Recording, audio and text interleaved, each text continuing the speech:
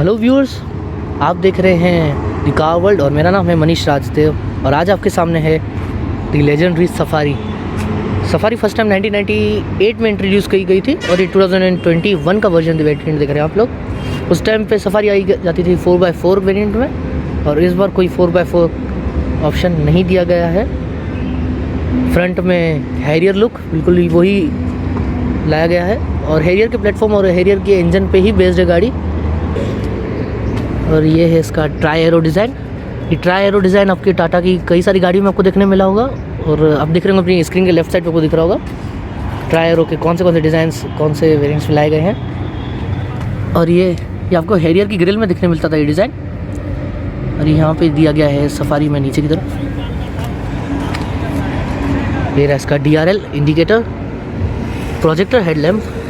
जो प्रोजेक्टर है वो इसके अंदर HID दिया गया है, हेलोजन फॉग लैम्प। और यहाँ पे आपको देखने मिलती है क्रोम की एक स्ट्रिप जो आपको हैरियर में नहीं देखने को मिलती है, ये सफारी में ही लाई गई है। चलते हैं इसके लेफ़्ट साइड पे। बहुत ही लंबी दिखती है गाड़ी बट हाँ काफ़ी सारे चेंजेस हैं गाड़ी में हैरियर से। आइए देखते हैं इसके टायर की तरफ। काफ़ी बड़ा टायर दिया गया है हैरियर से और इसका सेक्शन है 235/60 R18 265। हैरियर में आता है 225/16 R17। तो एक साइज़ बड़ा है इसका हैरियर से टायर, काफ़ी बड़ी दिखती है गाड़ी।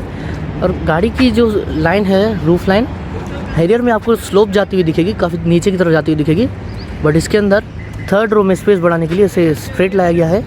ये कुछ सफारी टाइप का एलिमेंट आपको दिया गया है। ये रही सफारी की बैजिंग, क्रोम स्ट्रिप दी गई है रूफ रेल्स के ऊपर। ये रहा।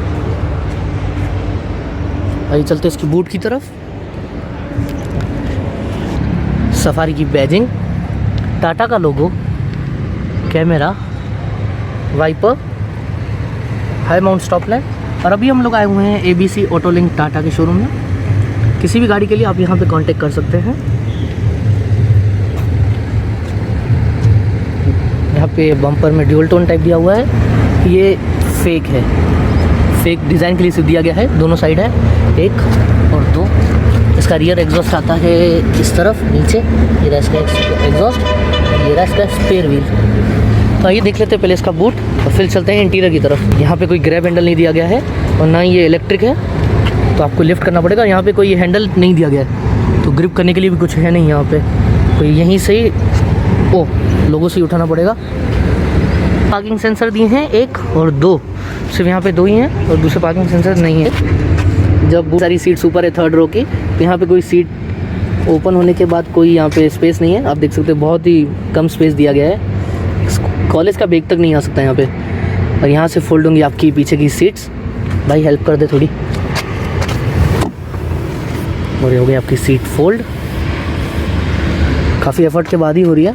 यहाँ से ये भी सीट फोल्ड, उसकी कैप्टन सीट है थोड़ी पीछे की तरफ है जिसके लिए वो उसकी सीट नहीं होगी पीछे, बट फोल्ड होने के बाद 447 लीटर्स का बूट स्पेस बनता है। जैसे 6 सीटर देख सकते हैं, 2 कैप्टन सीट्स हैं आगे। अरे चलिए मैं आपको इंटीरियर दिखा देता हूँ। क्रोम स्ट्रिप की देना, अनलॉक इसी तरह। और ये रहा इसका लिवर लॉक के लिए, विंडो के कंट्रोल्स, हैंडल, बोतल होल्डर, यहाँ पे थोड़ा सा स्पेस, यहाँ पे भी थोड़ा पॉकेट दिया हुआ है। ये है इसकी कैप्टन सीट, ये कैप्टन सीट है, ये कैप्टन सीट का आर्मरेस्ट। बैठ के बताता हूँ। सेकेंड रो में बहुत ही इनफ स्पेस दिया गया है, जैसे आप देख सकते हैं। लेग रूम, शोल्डर रूम भी ठीक है। इसके अंदर हैरियर जैसे यहाँ पे कोई AC वेंट नहीं आता है, इसका AC वेंट दिया गया है B पिलर पे। ये रहा B पिलर पे AC वेंट, पैनोरामिक सनरूफ, इसका ड्राइवर साइड का है इसका। और थर्ड रो की आपको मैं दिखा देता हूँ सिटिंग, अच्छी हाइट वाले बंदे को बैठा के। मेरी हाइट है 5'8", तो कुछ बड़ी हाइट वाले को बंदे को बैठा के दिखते हैं। थर्ड रो में जाने के 2 रास्ते हैं, एक वहाँ से वॉक करते हुए आप यहाँ से, बट कोई बड़ी हाइट का बंदा नहीं जा सकता। एक यहाँ पे बड़ा सा हम्प है, तो भाई जाके दिखाओ पीछे। तो हम लोग तो लीवर से आगे कर दो, आ गई है। और कर, और वहाँ से एक लीवर लेके गाड़ी की सीट रिक्लाइन होगी। हाँ चले जाओ।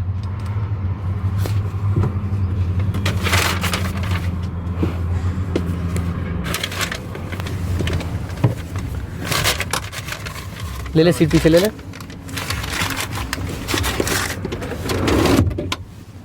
एक सेकंड, कैसी स्पेस है? हाई सपोर्ट बिल्कुल नहीं है और पीछे कंफर्टेबल है। मैंने पीछे बैठा हूँ बहुत सारी गाड़ी में, और हाइटेड लोग के लिए भी जगह, मेरे से ज़्यादा हाइटेड बंदा तो नहीं बैठ पाएगा, पर हाँ 6 फीट तक कंफर्टेबल रहेगा। बट लॉन्गर जर्नीज़ के अंदर इसके अंदर ज़्यादा हाइटेड बंदे के लिए बैठना थोड़ा डिफिकल्ट हो सकता है। चलिए चलते हैं आगे की तरफ, ड्राइवर सीट पे चलते हैं। ड्राइवर साइड रिक्वेस्ट सेंसर ये रहा, गाड़ी अनलॉक किया। बिल्कुल हैरियर की तरह ही आपको यहाँ पे सब मिलता है। ये रहा आपके विंडोज़ की control, child lock, lever lock के लिए, हैंडल, बॉटल होल्डर, यहाँ पे एक अम्ब्रेला होल्डर भी दिया गया है। और ये रहा ORVM के कंट्रोल, यहाँ से ये चलते हैं। गाड़ी का साउंड रियली बहुत ही सेटिस्फाइंग है। जब आप क्लोज करते हैं आपको लगता है किसी आप हैवी गाड़ी के अंदर बैठे हैं, और ये फील सिर्फ आपको टाटा में ही अभी मिल सकता है अब तक। टाटा का लोगो इस तरफ मिलते हैं आपको, मीडिया के कंट्रोल, क्रूज कंट्रोल के कंट्रोल, MID के लिए, push start stop button, AC vents का कंट्रोल। यहाँ पे आपको फ्रंट में 4 AC वेंट्स हैं, जैसे 1, 2, 3 और वो 4। वुडन फिनिश आती है यहाँ पे। यहाँ पे भी वही JBL वाला साउंड सिस्टम दिया गया है जो हैरियर में दिया गया था। आप देख सकते हैं यहाँ पे ट्विटर पे JBL की ब्रांडिंग है। इंस्ट्रूमेंट क्लस्टर की तरफ हाफ एनालॉग और हाफ डिजिटल मिलता है आपको, और वेलकम फीचर देख सकते हैं। आपको MID में मिलता है राइट साइड में फ्यूल गेज, नीचे सारे इंडिकेटर्स। लेफ्ट साइड पे आपको मिलता है गियर की पोजीशनिंग, और MID में देखते हैं फ्यूल के regarding, instant fuel economy,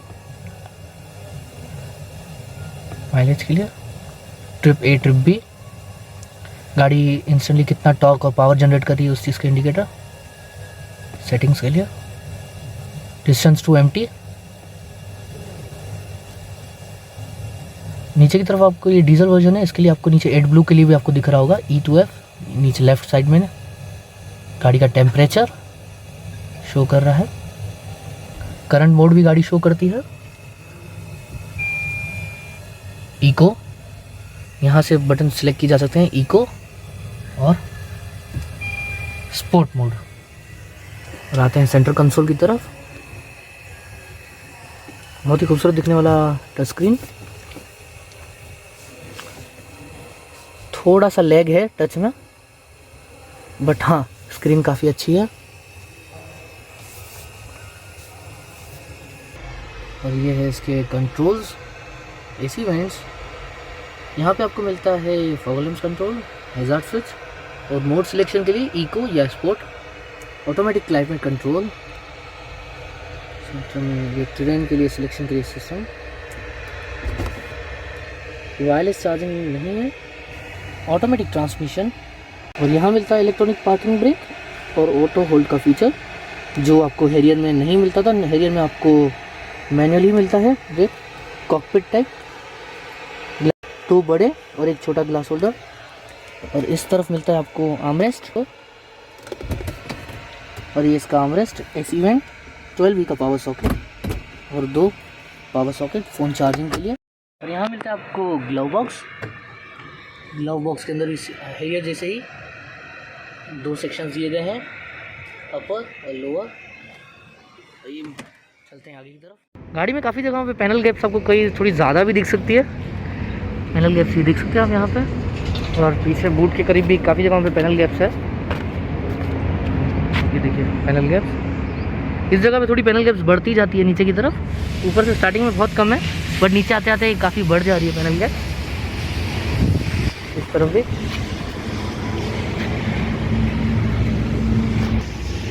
introduce करवाया गया है, जो फिएट से ही सोर्स किया जाता है। 1956 सीसी का इंजन है और 167.63 bhp की पावर जनरेट करता है at 3750 rpm and the maximum torque is 350 newton metre torque which generates at 1750 to 2500 rpm। गाड़ी के साथ मैनुअल और ऑटोमेटिक ट्रांसमिशन दोनों इंट्रोड्यूस करवाए गए हैं। ऑप्शंस आते हैं रॉयल ब्लू, टेटोना ग्रे और ऑरिस वाइट, और ये सब आपको कलर्स आपको स्क्रीन के लेफ्ट साइड में दिख रहे होंगे।